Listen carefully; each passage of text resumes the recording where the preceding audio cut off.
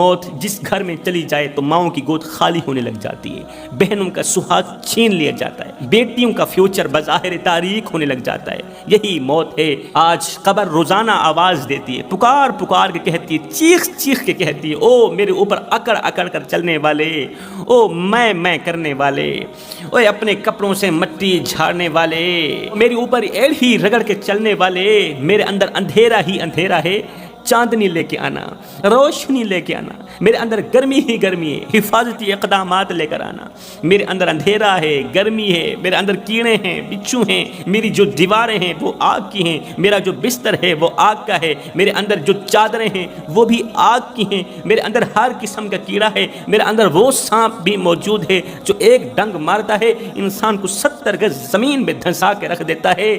حفاظتی اقدامات لے کر آنا۔ آج ہم کتنی کوشش کر رہے ہیں اللہ کو راضی کرنے کی؟ بتاؤ نا، کتنی ایک کوشش کر رہے ہیں اللہ کو منانے کی، ناراض رب کو منانے کی، خفا رب کو راضی کرنے کی؟ کوئی بھی کوشش نہیں کر رہا۔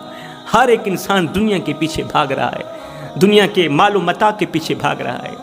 ایمان محفوظ نہیں، سینے میں ایمان نہیں، اللہ پر یقین نہیں، خوف خدا نہیں، خشیت الہی نہیں ہے۔ ہم دنیا کے پیچھے بھاگتے چلے جا رہے ہیں۔ یہ دنیا آگے ہے، ہم دنیا کے پیچھے ہیں۔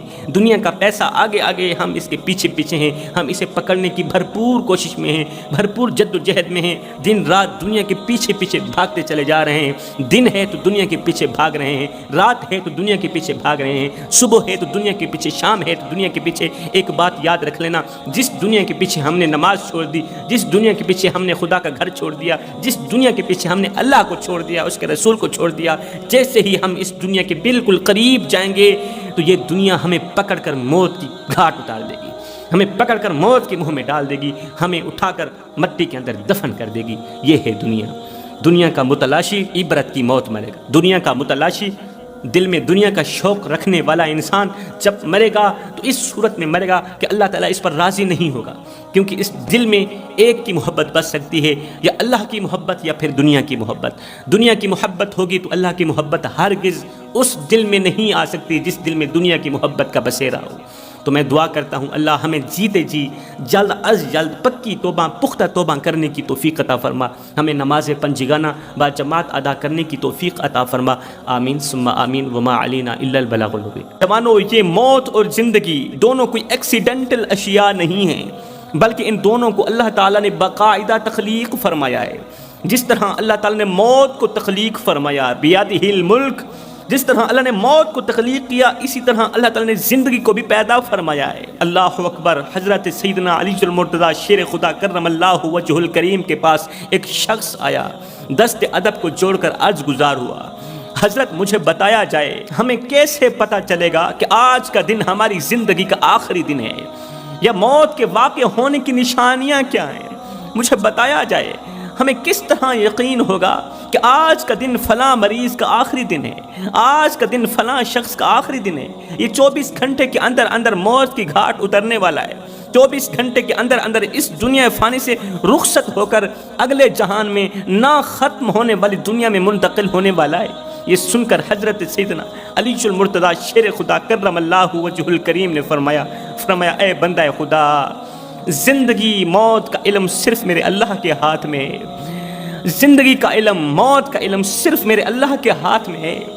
کب، کس وقت اور کس موڑ پر کس نے مرنا ہے یہ میرا اللہ ہی جانتا ہے، مگر میں اللہ تعالیٰ کی دی ہوئی عطا سے، اللہ تعالیٰ کی طرف سے دی گئی عطا سے میں تمہیں چند نشانیاں بتا دیتا ہوں۔ فرمایا جس انسان کے اندر یہ چند نشانیاں دیکھو تو پکا یقین کر لینا آج کا دن، آج کا لمحہ اور یہ جو گھنٹہ ہے یا 24 گھنٹے ہیں، یہ اس کی زندگی کے آخری گھنٹے ہیں، یہ لمحہ اس کی زندگی کا آخری لمحہ ہے، یا یوں سمجھ لیں یہ دن اس کی زندگی کا آخری دن ہے۔ جب یہ چند نشانیاں کسی بھی مریض کے اندر دیکھو تو اس کا علاج بند کر دینا، چاروں طرف بیٹھ کے قرآن خوانی کرنا، قرآن مجید کی تلاوت کرنا، سورہ یاسین پڑھنا، تاکہ اللہ تعالیٰ نزاع کا وقت اس کے لیے آسان فرما دے، اللہ تعالیٰ اس کا خاتمہ ایمان پر فرمائے۔ فرمایا موت کا عمل انسان کی آخری سانس سے 1 ہفتہ قبل شروع ہو جاتا ہے، مطلب جب انسان کی روح نکل رہی ہوتی ہے، انسان کی موت واقع ہونے سے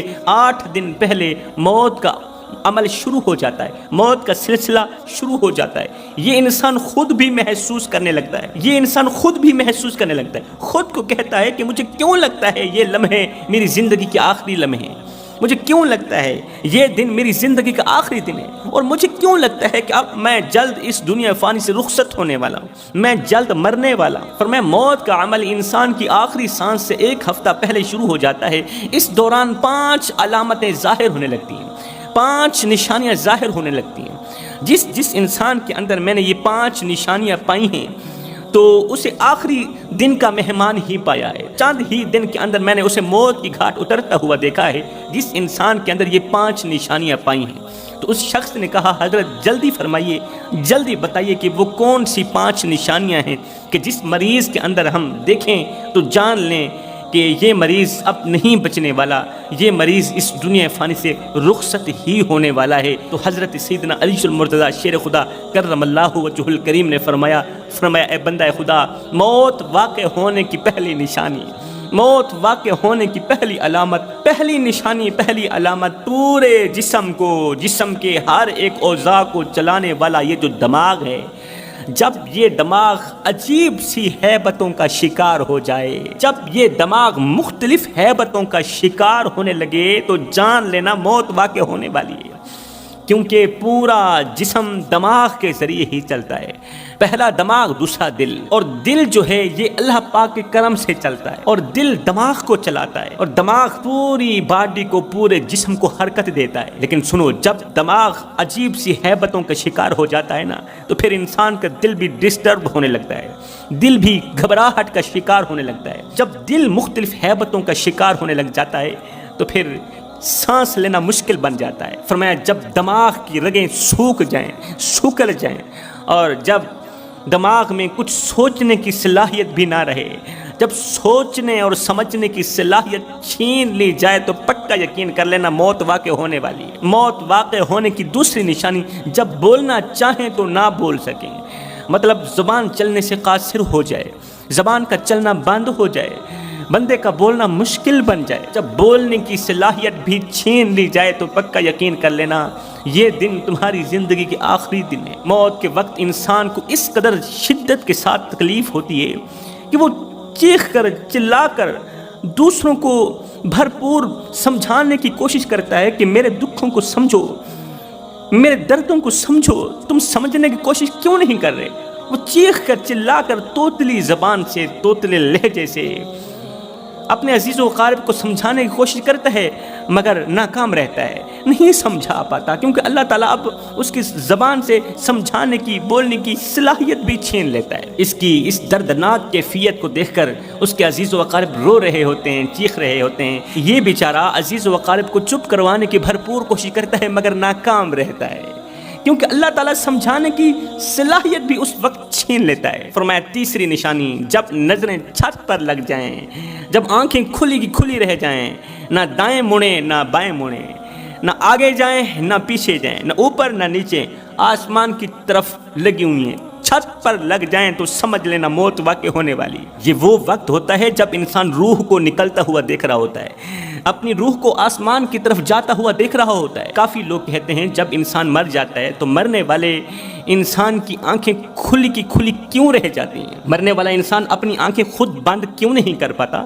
انسان کی آنکھیں آسمان کی طرف کیوں لگی ہوئی ہوتی ہیں؟ چھت پر کیوں ٹکی ہوئی ہوتی ہیں؟ سنو، جب انسان مرتا ہے تو اس کی آنکھیں کھلی کی کھلی اس لیے رہ جاتی ہیں، یہ وہ وقت ہوتا ہے جب انسان اپنی روح کو آسمان کی طرف جاتا ہوا دیکھ رہا ہوتا ہے۔ اگر اس نے اپنی زندگی میں اچھے اعمال کیے ہوتے ہیں تو اس کی روح اسے دعائیں دیتی ہوئی چلی جا رہی ہوتی ہے اور یہ خوش ہو رہا ہوتا ہے، اور اگر اس نے زندگی میں کوئی برے اعمال کیے ہوتے ہیں، اگر اس نے زندگی میں کسی کا حق مارا ہوتا ہے، چغلی کی ہوتی ہے، غیبت کی ہوتی ہے، نماز نہیں پڑھی ہوتی، بے نمازی بن کر جا رہا ہے، کسی کا حق کھا کر جا رہا ہے، کسی کو دکھ دے کر جا رہا ہے، تو اس کی روح آسمان کی طرف جا بھی رہی ہوتی ہے، اسے بد دعائیں بھی کر رہی ہوتی ہے، روتی ہوئی جا رہی ہوتی ہے، اور یہ شخص اپنی روح کو روتا ہوا دیکھ بھی رہا ہوتا ہے، پریشان حال دیکھ بھی رہا ہوتا ہے۔ جب اس کی روح اسے بد دعائیں دیتی ہوئی جا رہی ہوتی ہے تو یہ اندر ہی اندر روتا ہے، چیختا ہے، چلاتا ہے، مگر اب کی بار یہ رو نہیں پاتا۔ چوتھی نشانی، موت واقع ہونے کی چوتھی علامت، جب دل کی دھڑکن تیز ہو جائے،